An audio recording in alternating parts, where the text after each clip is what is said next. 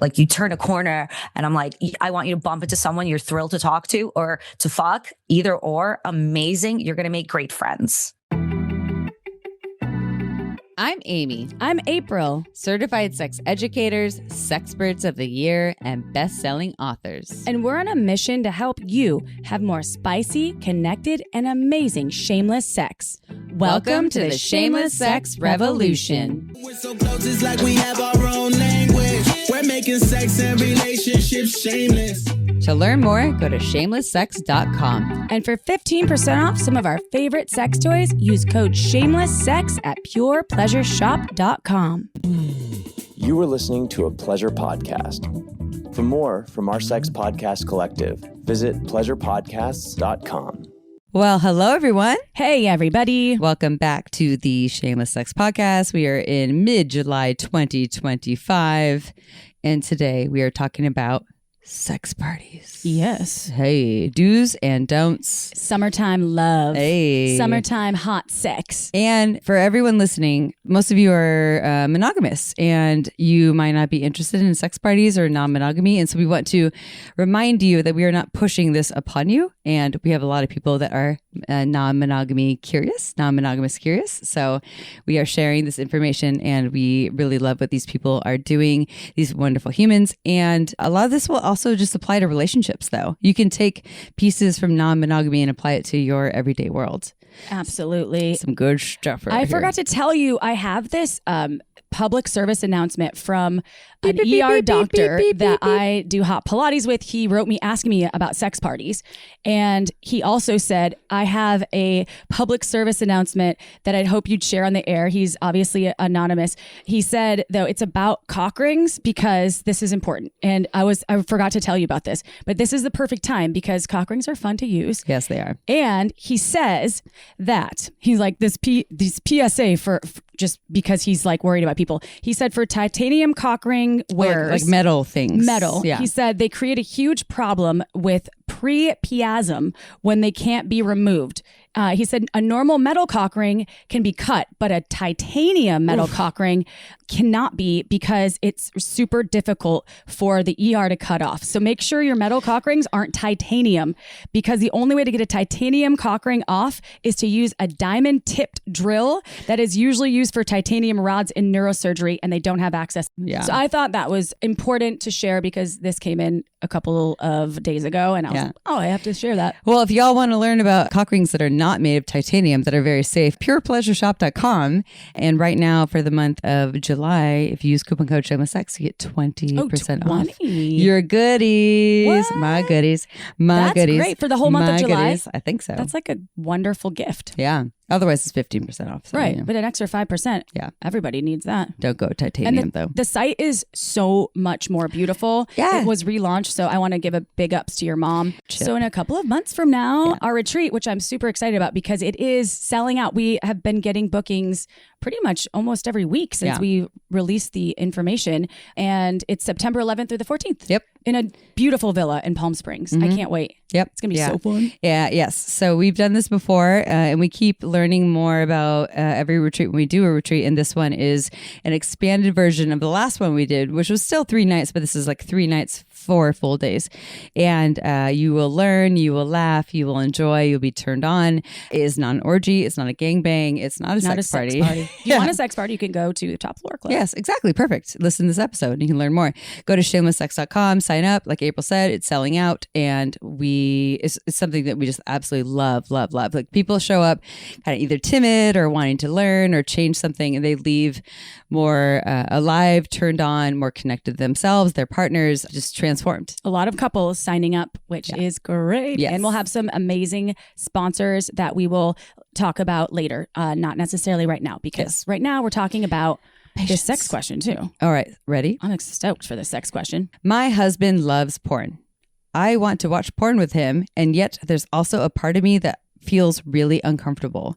I've watched porn before on my own, but I wasn't ever that into it, and quite honestly, I felt a little degraded and it felt a little degrading, and I was not turned on at all. So the idea of watching porn together is scary because I feel like I need to perform in a certain way. Do you have any tips so I can overcome this? This person which I don't know gender-wise, sounds like a woman. I guess. I have no idea. But their husband loves porn and obviously he wants to watch it with her or his partner. So I mean, it sounds like it. So Yeah. he watches porn. He would like to watch it with her, and she would like gets to. uncomfortable. But her history is the porn is degrading. It does not really resonate with her. It does not feel good. Does not turn her on, and so she would like to watch this with him, but doesn't really know what to do about it. Like Probably it's the porn that she's watching. It's the or quality. that she's seeing. Yeah. Because it if you can go to be like, not I won't name the websites, but youwhatever.com, Yeah. you don't really know what you're going to get. And so we are huge fans of Erica Lust with a K, ericalust.com, because it's female directed, it's female forward, especially with this question. And we're talking about a heterosexual relationship where someone else, the penis owner, is very comfortable with watching porn that does not have to necessarily be like pussy centric. Arousal and excitement and safety is being prioritized. I will say too, Amy, I don't know if you know this, like because of the Free Speech Coalition, I'm learning about a lot of the laws.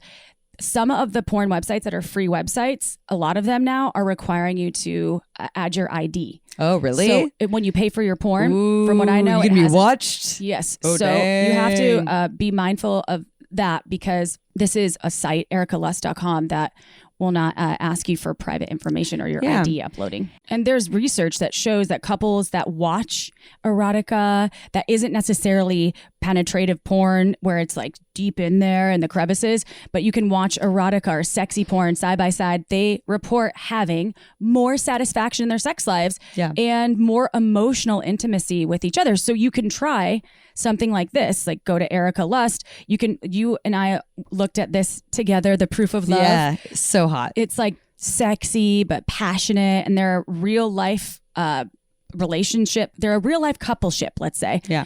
James and Lola, I think their names were. That's what it says. James I think I wrote and it down. Lola. James and Lola. And they're like connecting. I know you love that. Yeah, and I need to see that too in porn. Like I like porn. I look at it as more of entertainment than an educator. And also, if I'm going to watch it with a lover or a partner, I need to feel like I connect with it, and that requires me to feel like all parties are having a good time, including especially the vulva owners. This is just one video suggestion from ericalust.com that we've watched. We've suggested other ones in the past because Erica Lust has been on our show. She's not only a filmmaker, but her film is like art. It's beautiful. And I'm not going to say that all porn is trashy, but this is more artfully driven and editorial. I say editorial because that's what I mean. I love the colors, the way the camera moves around, and the actors look like real people. They're not looking like the porn stars that you'd expect to see. And you get the vibe that they're actually having a really good time. Like they're actually in it and they're having a fantastic time. So go check this out. They're paid real money. They pay real money too. That's important as well. So if you would like to go try this together or separate on your own,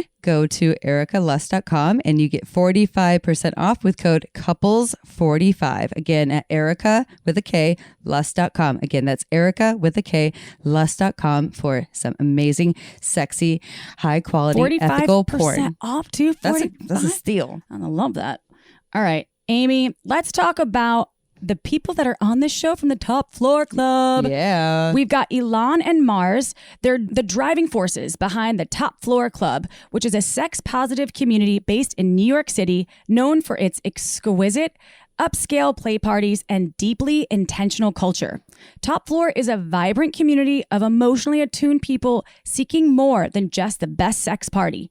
It's a space for transformation, belonging, and honest expression. To learn more, go to topfloorclub.com.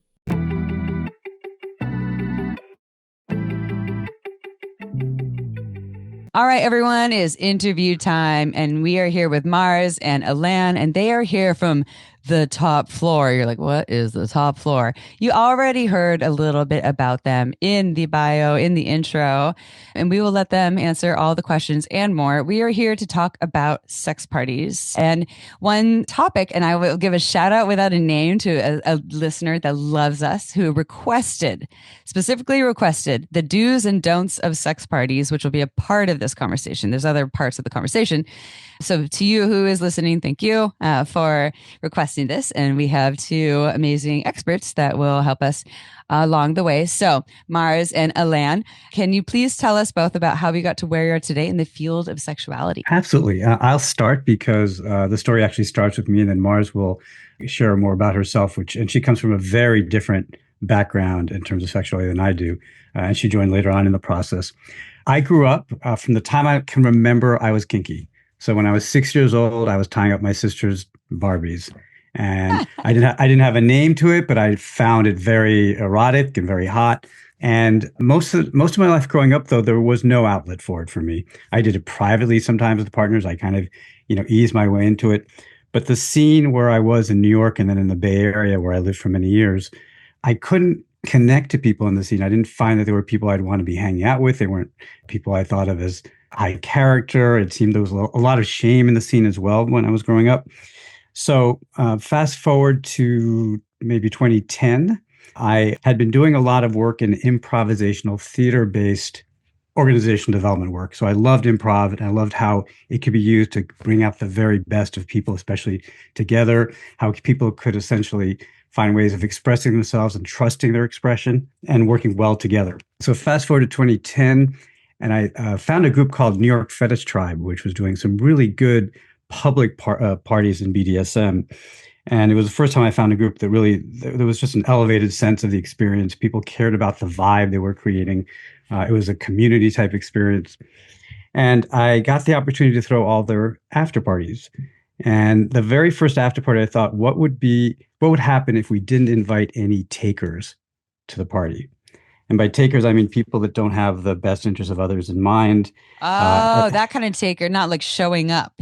More like I'm Right. gonna like absorb and take them because I want to get all the things. No, to some extent there's that, but it's really about people that just aren't there for others. They're there for themselves. They might be manipulative. They might be sociopaths or psychopaths on the extreme, or maybe they're just very selfish. And I essentially took our initial guest list of the 80 people in our BDSM community and thought, no, and invited just the ones I thought of that weren't selfish, that weren't self-centered, etc. And the vibe was amazing because because those people ruin it for everybody else. That small number of people. Because in the absence of takers, people feel free to give and receive, and the flow was beautiful. Mm-hmm. And improv is a lot about creating group flow. And I thought to create the best possible play party, you want to create incredible flow where people are just expressing themselves, feel natural, feel safe, etc., to express themselves authentically. Right. So the after parties, we started with this concept of the vibe rules. The most important thing is always the vibe. Everything serves a vibe. And that first rule, no takers, really helped to create that kind of atmosphere. A year later, we got the opportunity to throw a hotel party, and that was the very first top floor. And it was... Is it always on the top floor of the hotel, though? It always is, actually. Yes. Okay. So we've been in the same space in Manhattan Hotel, top 2 floors, since 2011. We've thrown it there 43 times, something like that. Wow. Yeah, it's been initially in complete secrecy. So from 2011 to 2016, and then when we brought it back in 2021, total secrecy. Because the world wasn't ready for a party like ours, and it wasn't safe to be out in the public back then versus now. So back then, total secrecy, and it was friends of friends, and we essentially attracted and vetted for the takers. That was like the most important thing. But the other concepts that were built into the party were around that vibe, around authenticity. So, for example, we don't have any performers. Everyone's there because they're there to participate, just like a Burning Man type thing. A year after we started the party, I went to Burning Man. That was 2011. And so the entire party changed from BDSM to much more varied types of sexuality. Marz came to the party in that first round. And when it came time to bring the party back in 2011, I reached out to a bunch of folks and Marz. Oh, sorry, 2000. Sorry. Thank you. It's 2020, 2022. He said he likes corrections before we started this call, so I'm just going to let that be here. That was great. That was great. Right? Yeah, for sure. So 2021, 2022, we brought the party back, and I reached out, and Marz was like, I'm in, and I'll turn it over to Marz to talk about how you came on board and your whole story. Yeah. So I'm Marz. I am now co-pilot for Top Floor, coming from my old guest days. I'm originally an immigrant from the Soviet, so that's its own kind of very closed off, not sex positive culture. But somehow, when I speak to my peers who have a similar immigrant background, I am blessed with a very supportive, very liberal family that was just, you do you, and we're going to love you for it, even though we don't understand it. So I actually formed a Pollyanna mindset in high school before I had language for it, before society had language for it. My high school, which was a public high school, was so liberal that a clique of us ended up on the cover of New York Magazine for our sex positive. I will send you the link for the sex positive practices. And it was called the cuddle puddle, which was not like a common term back then. Even this came out in like 2008, and that's just like the background I came with. And since then, I was just exploring alternative scenes. I was going to a lot of underground raves and kink events, all in New York, and entirely by myself. I didn't have the right friend group for it necessarily. And I also discovered Burning Man culture. I went in deep since 2010. And when Alain started reaching out to people in like 2021 of like, hey, I want to bring this thing back, he was just, from what I understand, hitting up people with like, well, do you have interest in attending? Like, does the world need this right now? And he wasn't really aware, I think, how much production background I have in the burner scene, which has just so much crossover with the play communities, and how deep I am in the play communities. He was out of the loop for a while once he stepped away. And the way we bonded from the very beginning was he DM'd me on Facebook, and we really found a sweet spot over our use of commas and how much we care about grammar. Awesome. And one of my favorite activities now is just how much writing we do together, because everything we do with Top Floor is so intentional. We put so much care into communicating clearly with our members, with new potential members, really standing for what we believe in and the language that we use. So the writing is so important. And so I hopped on board with an amazing support team when we just first started bringing it back. And as Alain said, also entirely in secrecy, had to rebuild the guest list from scratch almost. We went through the old guest list, but here's the thing. Through COVID, especially, so much has changed.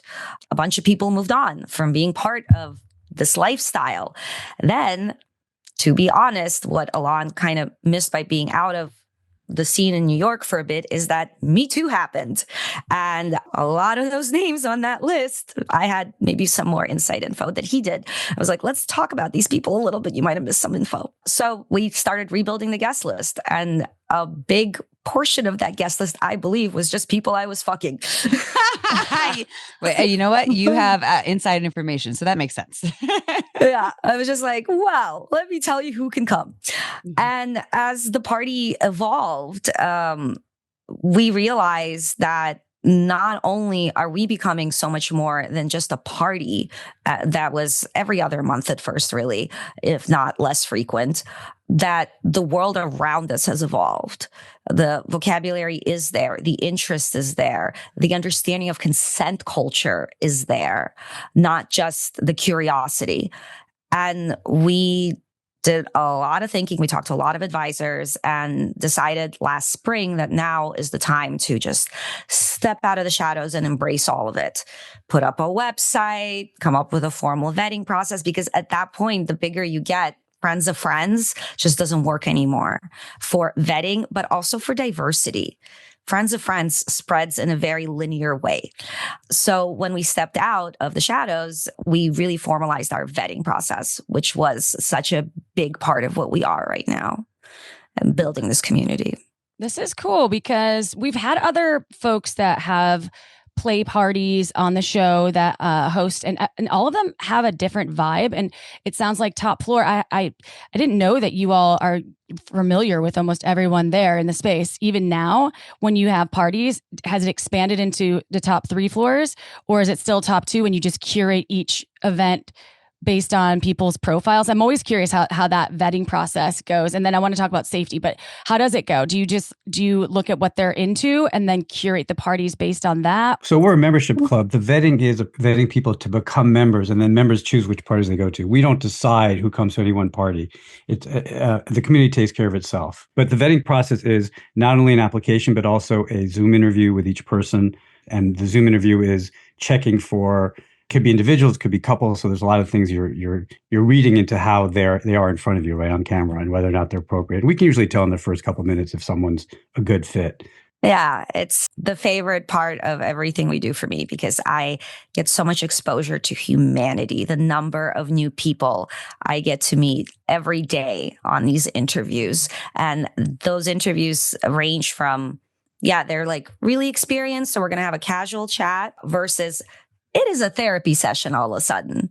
We are going to talk about their deepest, oldest fears and conditioning and whether this is the right space for them. I am not there to sell them on an experience that they're not ready for. Often enough, I actually just tell people to come back to us. I have a list of recommended reading or workshops they can go to locally. And I'm like, and then come back to us. You're just not ready for the level of experience that we're at. And the Zoom calls, about half of it is getting to know the person on the other side. But then the other half, which is so important, is really an onboarding. We talk about all our rules, which are, of course, consent driven, and a lot about etiquette. And we talk about the party a lot. I honestly think of, and I go to so many parties, I like to go to each one of them in New York at least.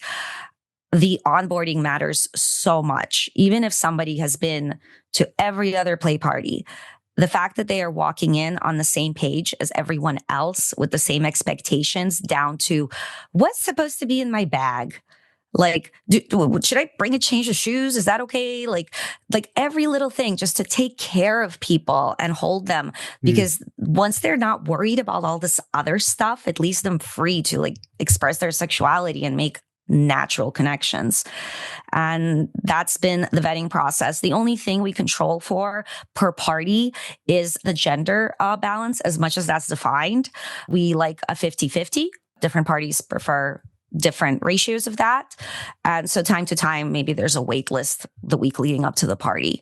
But beyond that, the community, as Alain said, does just regulate itself for a very diverse and vibrant mix of people at every party. I like to say, the space itself is a bit of a labyrinth, and like you turn a corner and I'm like, I want you to bump into someone you're thrilled to talk to or to fuck, either or, amazing. You're going to make great friends.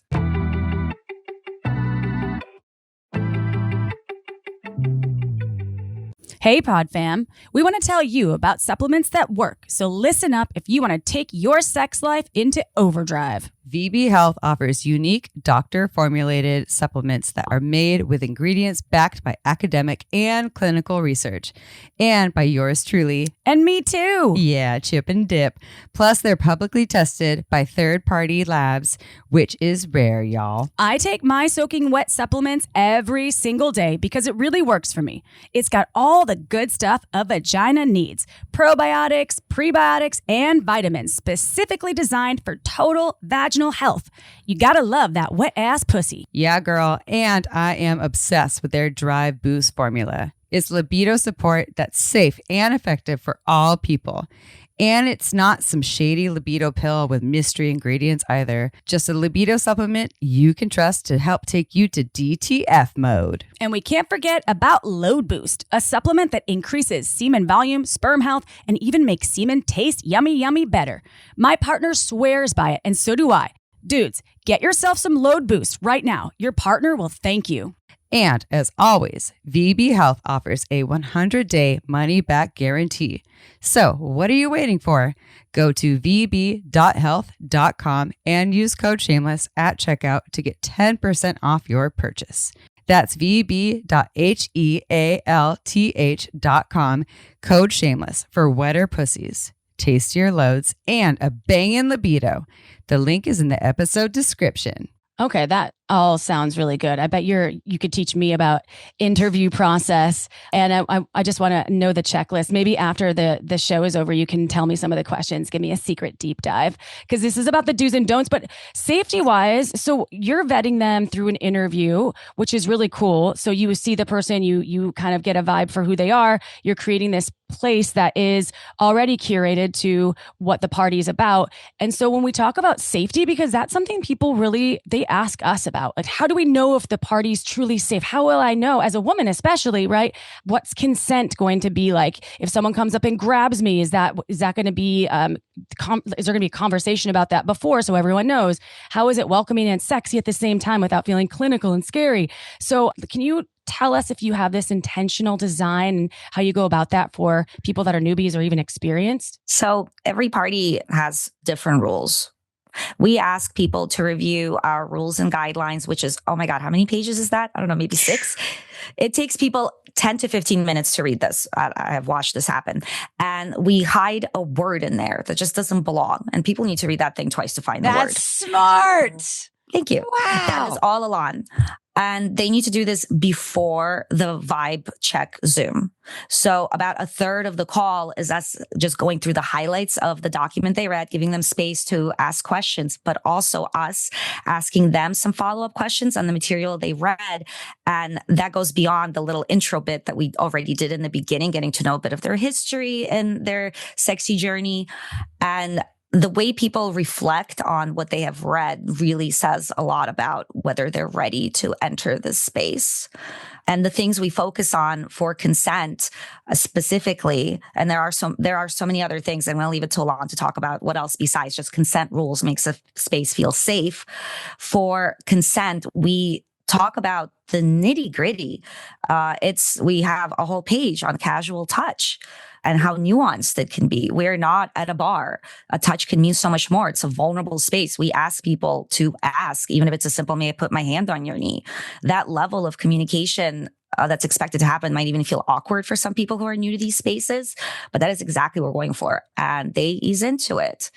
Another thing I'm just going to throw in before handing it over to Alain, that is, especially new people who come into play parties. What about STIs? Yeah. Important conversation.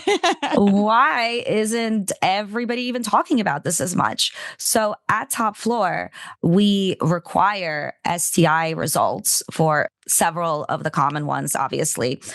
In addition to that, we ask for a throat swab for oral gonorrhea, which is on top of the standard panel. And we ask for that within 3 months of every event that you're going to attend. You have to keep that updated, and giving a lot of credit to Michael over at the Play LA, who really drove us to make this mandatory last summer when we started partnering with them. And just like on a very cute note, I'm going to say back to what April was saying about how if somebody grabs you, like what's going to happen. So we take our consent reporting policy very seriously and how we address these things. And when we were building it out, there's a chat group for a lot of play party community leaders. It's a small group, but we're all, enough of us are friends. And I went into the group one time. I was like, hey, we're thinking of having a third party outside auditor for our consent reporting, so that if somebody wants to report leadership, they're not going to us. So that somebody else, maybe from like Dance Safe or something, like can look at, have we handled every incident correctly? And I went into this chat group and I asked, crickets. But then Michael was like, I'll talk to you. And that was just everything. Yeah. He's amazing. So we talked about STI stuff. You talk about consent stuff, talk about the third party auditor. We have a medic on. So I don't know if we've mentioned, it's a party. It's a dance party. We have 2 dance floors, DJs all night long. We go till 7 a.m. It's a party. So we have a medic on site in a special room we call a Serenity room that we hope he never comes out of that room, and that's fine, or he's never needed.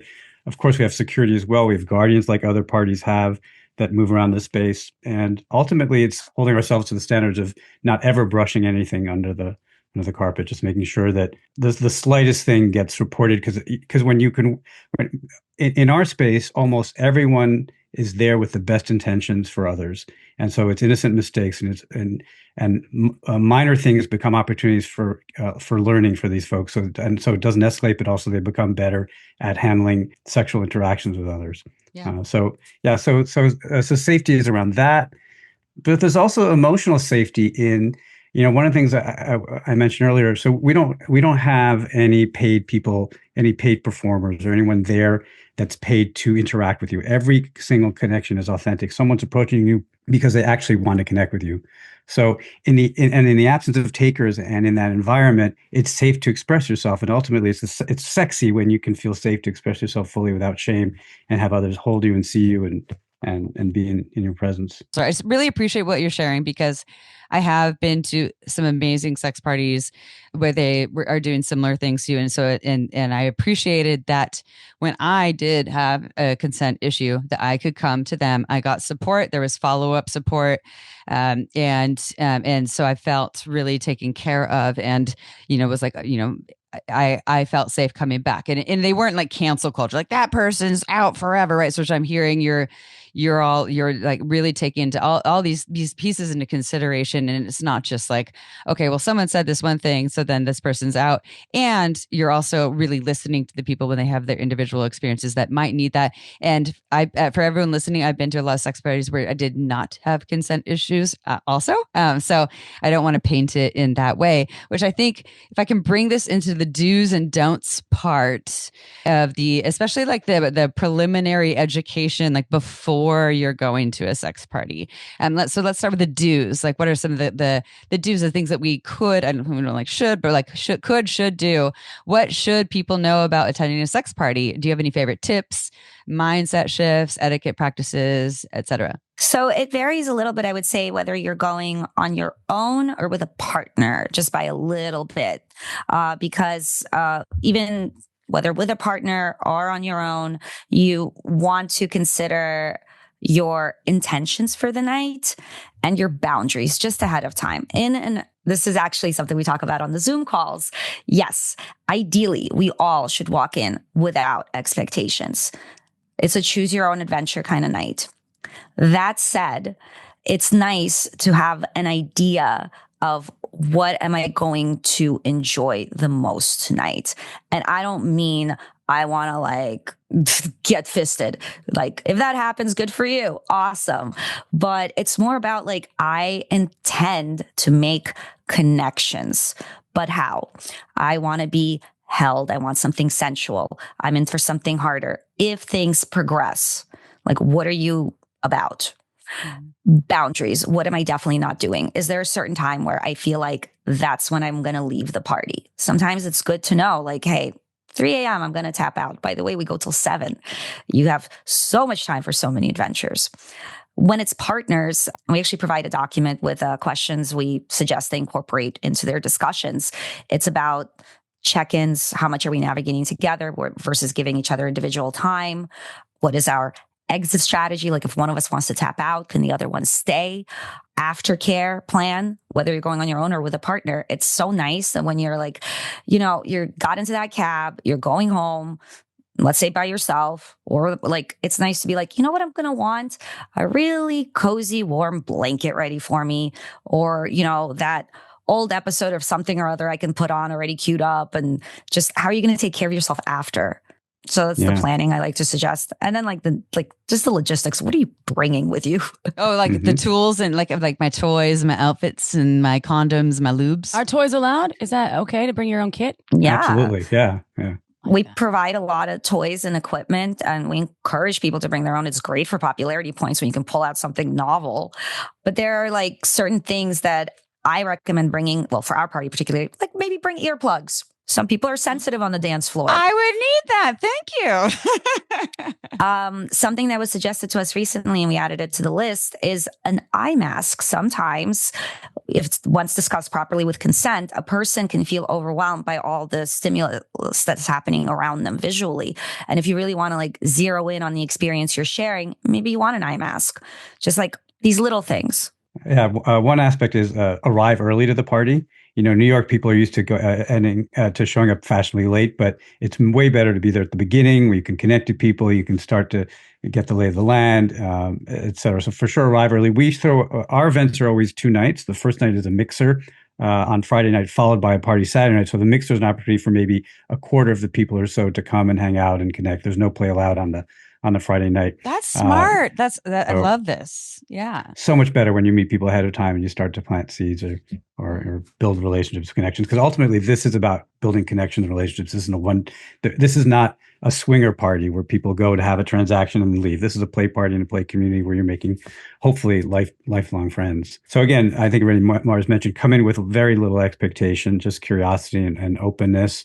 There's also the expectation, setting expectations around, for example, as a guy, when you're with someone early on in the night, that, I actually have no intention of coming right now because I want to be able to have an erection later on in the night, right? So that's another thing that could be helpful.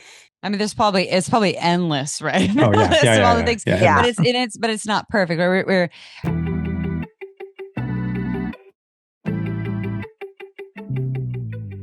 fact. Most pussy owners need some sort of clitoral stimulation to orgasm, and many are not having orgasms from penetrative sex. Say what? I know, right?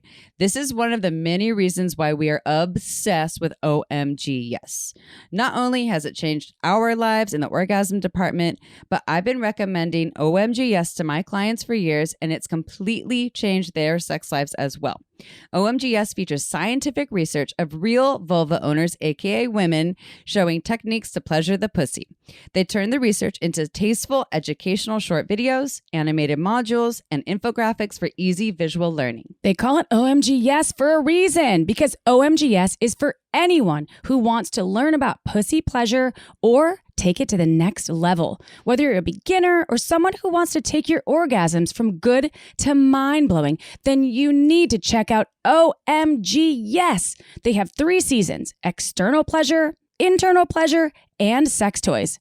It's not a subscription service, y'all, so you don't need to download a single thing.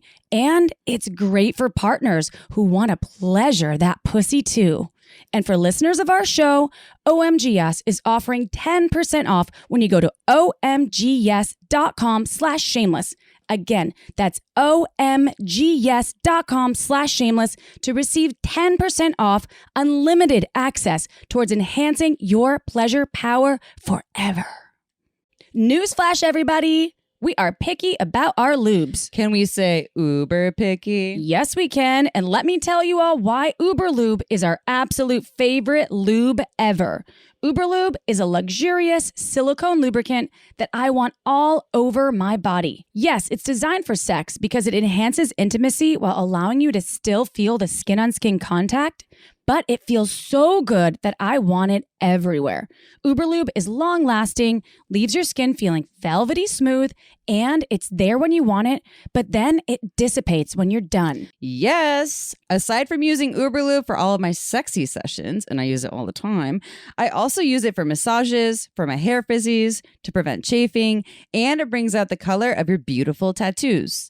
Thousands of doctors and therapists in the US alone are recommending Uber Lube to their patients because it's body-friendly, less likely to change the pH, and has vitamin E, so it feels moisturizing on the skin. Uber Lube has no flavor or scent, which means it's also great for oral sex.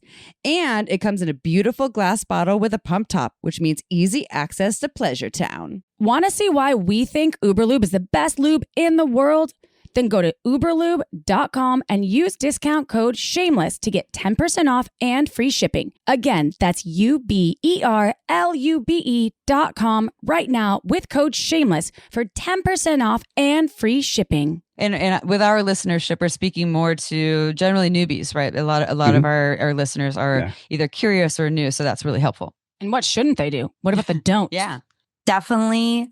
Well, I don't know if it fits into do or don't. Depends how you structure the answer. Maybe I'll go back to do.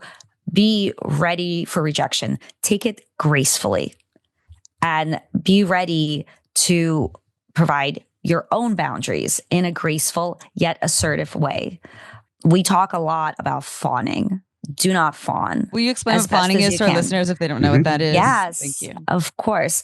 So my favorite definition is, it was recently added to psychology vernacular as the stressor response. One of our famous F's: fight, flight, freeze, fawn, And that's when somebody might just go along with things, just like to not kill the vibe. It goes hand in hand with people pleasing. And fawning extends itself, one of my favorite like soapbox topics, socially as well as sexually. Here, of course, we're predominantly really focused on sexual fawning. If you are not on board with what's being propositioned or as it's happening, really own it. Be honest with yourself first and foremost. Ask to take a pause if necessary. Check in with yourself, check in with your partner, and just own that power of no. And once you perhaps receive a no coming your way, thank a person for it. It took them strength to say no to you. Appreciate it, you know? And the most beautiful thing I find actually, and for everyone, I'm going to say particularly for women, just because the way society gets us there, is that people will learn this power of no in these vulnerable, often intense, sex positive environments. And it will translate into their daily, into the social fawning with family, with friends, with work.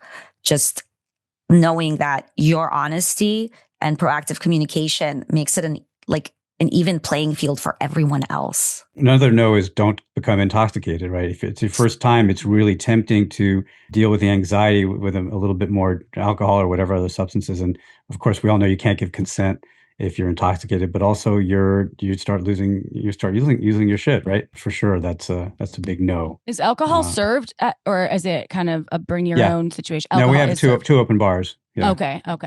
But Yeah. It's adults coming in, right? So you're saying like, it makes sense why you're like, I might need a little crutch, but being responsible about your crutch, and also I would add to that, like, if you're going to be intimate with someone else that's brand new, like, what are you on? Like, or are you on anything? Or like, how intoxicated are you? And it's like what I'm hearing you say is that, you're coming in as this autonomous person who is being very proactive about being responsible for themselves while the community is being responsible for everyone at the same time, even if there are two open bars there as well. And I understand also when it's just for the people that need to have a drink or two to let loose. Course. Like I get it. Smoke a little weed, whatever your jam is. We also offer joints actually as part of our open bar, and we have a joint. It is New York, so yeah. Sorry, Ohio, but you can fly to New York, though. So I have a question about, we've talked about first timers already, but and you already commented on first timer couples. So, and I want to give another shout out to the human that asked us about the do's and don'ts. And I feel like I can share this story without too many details. We're not a part of a couple. It was like a date kind of thing. Went there to meet each other, and essentially whatever happened in the mix, the other one, so not the person I'm speaking to, the other person kind of ghosted and disappeared. And so they're like, wait, where's the person that I was meeting here or like coming here with on this date? And so I know this is kind of a complicated, I was like, I mean, that's kind of a good ghosting I'm just not down with in general. But so I'll make this like a multifaceted question. Did they see them banging someone in the no, just there a while, like, just gone. Like where's the person that I came here to meet and I think they had met before. So this is a complicated question because it's, about first time couples or first time, like also should people go on a date there where if they've only hung out like once or maybe never hung out to a sex party? Oh. I mean, if they go on a date together and they've only hung out once or twice on dates, then they should come in knowing that anything might happen and they may not see each other and not have the expectation that they're there to be together because they're there to connect with other people as well. I would say we don't see that. We don't see it that often, do we, Marz? People coming for their first dates. Yeah. No, not with us necessarily.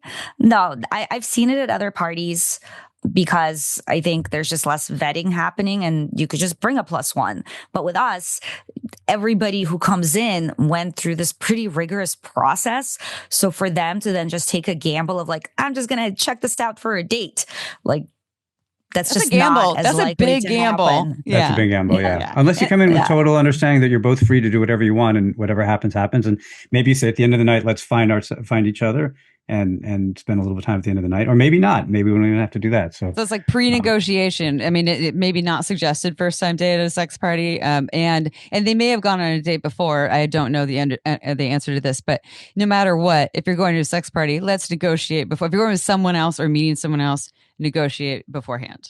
On the other hand, Yes. if you really want to know that your potential new partner can handle something like that, and you both flourish in that kind of environment, it's a fantastic first time, right? So who knows?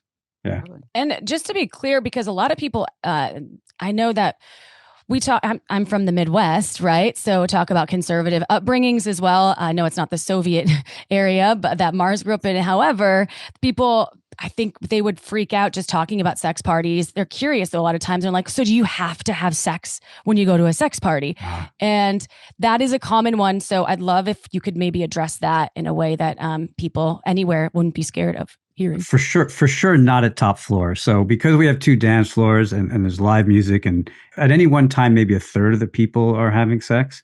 I know that there's some other parties where there's an expectation, like even if you're told you don't have to have sex, at some point you might look around and everyone's having sex and you feel like you're no longer fit there.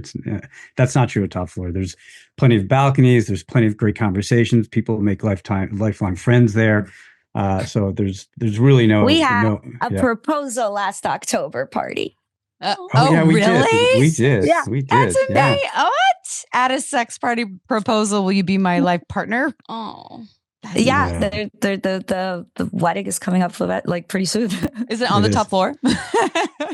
No, but I'm pretty sure they're gonna insist on a honeymoon, kick off with us. I love this. Yeah. Oh my gosh, that's beautiful. Okay. So yeah, love all this. A great question, Chip. Yeah. So just like in a nutshell piece, we're wrapping up soon, but we still have a couple more questions. Because I think, we all know we want to leave people, when you're creating, at least for us at Shameless Sex, we have an idea of how we want people to feel, and we can't control that, right? But we have an idea. So when people come to your parties, what are you hoping they walk away with after attending a Top Floor party, whether they played, like you said, because you said 1/3, that's like a lot less than the people that are fucking and having sex, right? Whether they played or not, what are you hoping that they leave with? Well, I know for me, the most moving thing is when someone comes to me and says, "This changed my life." Yeah. Whether I've overcome shame as a result of it, or I've made lifelong connections, or I've just found my family. It's a profound shift in people's lives is what I go for, and that doesn't happen in a moment. But the moment is, wow, that was the best night of my life, kind of thing. I'm on the same page. As I run into people throughout the night, my favorite thing is just like, did you make some friends? Like, I don't care what else you got into. Like, did you make some friends? Like that's the number one thing. The connections that you make, the community that you're building. And it's not just about a great night. It's a great journey. I know that sounds like a little lame, I guess, but it's not at all. It's not the destination; it's the journey, and it's that's the kind of experience I want people to walk away with. Yeah. We want people. I want people to be absolutely blown away to the point of even thinking that what they experienced wasn't even possible in their imaginations before they walked in. Yes. And you said we're going to find out how you can join the Top Floor, but you said there's 2 parties a month, or was that right? We do one big party a month, and then we're doing some smaller events. So, for example, we're doing a bathhouse event next Saturday. Sorry. Fancy. Yeah. And this is all taking place in Manhattan, New York City. So people can fly out if they are members of the Top Floor. I'm assuming you have members from all over that come out specifically for parties. And it's an annual membership, or is it a monthly membership? Yeah. We have people coming from all around. And that makes it nice and colorful. And it's structured as either a quarterly or an annual membership plan. And it gets you the parties. You're allowed to buy the tickets. But I would think the most attractive part of membership, as we have come to learn, because we're learning as we go with this initiative, this entrepreneurship, is the WhatsApp group. So you have an extended community that keeps going outside of it. Awesome. Oh, it is ridiculous. There are hundreds and hundreds of messages every day. Yeah, go ahead. It is so active. It was just like a little thought of like, people should have a place to talk. Now it is like 670 in there, subgroups. And it's not just like we have a chat for like BDSM, for Tantra. But then here's one for parents. Here's one for tech enthusiasts. Here's one for runners. Here's one for your pet photos. Any birders on there? Just want to know. Any birders? No, but we open them up by demand. You're welcome to put in a request. The chats, my favorite part of the chats, actually, is going back to the other question about what do we want after the party. The night, or even like literally the hour after the party's over, like maybe it's like 8 a.m. The chats are just like, I found my community. It was amazing to meet all of you. What a crowd. And then the people are the party. Yeah. And there's probably still continued support to people sharing there and like, here's my experience. And people can, like, we've experienced that with our retreats, very small scale, right? It's like 20 people per retreat. We have a WhatsApp for them. And after they're all sharing, like, for the next week or two, there's like so much back and forth. Like, here's the vibrance and here's the, like, well, here's the questions. But you're creating this larger scale, continuously building container and this is especially valuable for people who don't have other outlets to talk to people about sexuality too. So that's really beautiful that what you're curating in all the ways. So how can we become members? How can our people listening learn obviously more about your parties? And then if they want to be vetted, be interviewed for the process, what are those steps to sign up and join the Top Floor? Really easy. They go to topfloorclub.com where they can learn about the parties, about the community. There is a Join Us page where they can share some information and request an invitation. Then we evaluate those, and some of those we invite to the Zoom interview with the rules, as Marz said, that they have to read ahead of time, et cetera. Through that Zoom interview, then we will decide if they receive a membership offer. And then once they do that, membership actually always starts with a free trial. So we set it up so that it's always good for a week after their first party, whenever that is. So they can become members right away, but not have any obligation until they've actually experienced a party. Love that. And yeah. So and you can only apply once, or if someone wants to apply again, they're like, I did the work and now I feel like I'm more of a giver. Can they reapply? Well, that is what I was saying earlier. Sometimes people come on the interviews and they're just not ready for it. And we'll recommend a couple other places to check out, and then we can reconnect again. Yeah. And that's usually the way to go. Also, if people want to find us on Instagram, it's the Top Floor Club, not just Top Floor Club, because that's how Instagram is. So website, topfloorclub.com. Instagram, the Top Floor Club. Love it. We'll put it on the links in the show notes, everyone. SoundCloud. Oh, you have we SoundCloud? also have a SoundCloud. Yeah, because music is like the most important thing to us. So you can listen to like all the previous sets. We have a live musician jamming along with the DJs. It's great fucking music. So we're happy to provide a soundtrack to your bedroom. Music is so important to foreplay. So, yeah. Oh, wow. We're asked that later. That question on a regular. What are good sex? We should ask every guest. Yeah. So that's amazing. Cool. So Top Floor Club, everyone, check that out. And you learn some do's and don'ts from two really incredible entrepreneurs in this business that you've been in for quite a while. So thank you for breaking this down for us and creating the sex positive community. Right now, it's in New York, and who knows, maybe it'll be other places, but it sounds like you're collabing with a lot of incredible sex party entrepreneurs as well. So we're looking forward to hearing and seeing more from Top Floor Club. And someday we'll make it. Someday. I miss New York so much. We're far away, but someday. I hope so. Calling me, the Big Apple. Well, to all of our listeners, you are always on our top floor. We adore you, and we'd appreciate if you can take a moment of your busy days and give us a review on your favorite listening app, because it helps more people find folks like the Top Floor Club and more sex parties and more sex positivity in their lives and more pleasure, because everyone deserves pleasure. We love you. Check out our premium content. Go to shamelesssex.com for what we're up to. We'll see you next Tuesday, y'all. Ciao for now. To learn more, go to shamelesssex.com. And for 15% off some of our favorite sex toys, use code SHAMELESSSEX at purepleasureshop.com.